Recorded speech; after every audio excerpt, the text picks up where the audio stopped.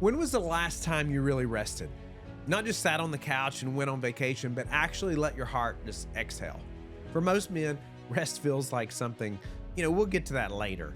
After the deal closes, or after the kids grow up, after the pressure lets off. But what if rest isn't the reward for finishing? What if rest is actually the foundation for leading well? My recent conversation with Graham Cochrane, he told me a story that's still been working on me. Early in his business, his mentor challenged him to take Fridays off. No clients, no work, no catch up. And at this time, he was broke. He was stressed and just scared to death. He just lost maybe a second job. Guess what? He did it anyway. And what he discovered was that God could do more in 4 days of obedience than he could ever have done in 7 days of striving. That's what I want to talk to you about today. The courage it takes to rest. Because choosing to stop isn't weakness, it's obedience. It's an act of worship that says, God, I trust you to sustain what I can't control.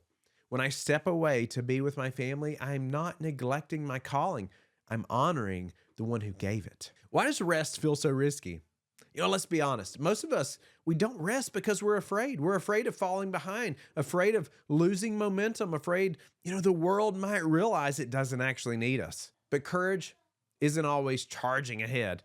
Sometimes it's standing still. Sometimes the bravest thing a man can do is close the laptop and say, that's enough for today. Exodus 20 says, remember the Sabbath day and keep it holy. It's the only commandment that starts with remember. Because God knew we'd forget. We'd forget that he's the provider and start living like we are. I struggle with this every day. You don't rest because you're done. You rest because you're dependent. The world calls rest unproductive, but the truth is, rest is what makes your work effective. When you never slow down, you stop hearing clearly, both from your family and from God. Your creativity dulls, your patience thins, your peace just disappears.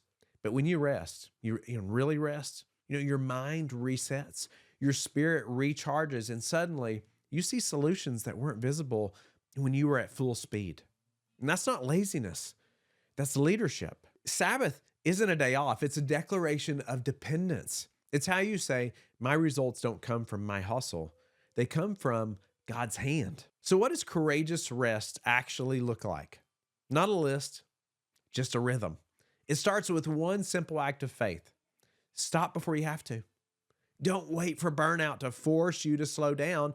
Choose it before your body, right? Your marriage or your faith makes you.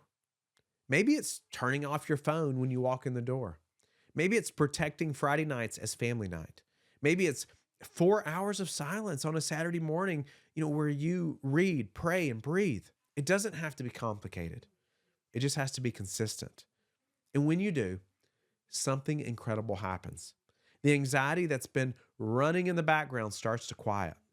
You remember that God runs the universe, and he's been doing just fine without your help. So let's look at what the Bible says about rest. There's a verse that rarely gets quoted in business circles, but it's one of my favorites. It's Leviticus 25:21. God told Israel to let their fields rest every seventh year. And then he said, I will command my blessing on you in the sixth year so that it will bring forth a harvest for 3 years. That wasn't just about farming. It was about trust. God built rest into the rhythm of creation, not as a reward for hard work, but as a reminder of who provides the harvest in the first place. Rest doesn't reduce productivity, it reveals dependence. It's not about slowing down, it's about surrendering control. There's many lies that keep you from resting. And yet, even knowing this, there are still lies just whispering to every man. Lies like, rest is for the weak. Real men grind. If I don't do it, no one will. But those aren't the words of faith. They're words of fear. I'm guilty of all those, by the way. Rest isn't the absence of work. It's the presence of trust. So here's my challenge for you this week.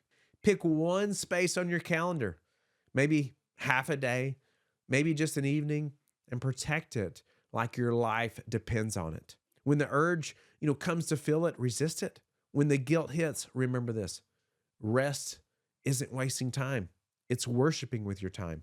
The most courageous leaders aren't the ones who never stop moving, they're the ones who trust God enough to stop and listen. So rest this week, worship through your margin, and let God show you that His blessing runs faster than your hustle ever could. If this episode spoke to you, share it with a brother who's tired. The ones who they've been running hard and they need permission to breathe. Subscribe to the Courageous Men podcast. Join the community, of men learning to lead their homes with strength and peace and presence. Let's take action. Let's be courageous.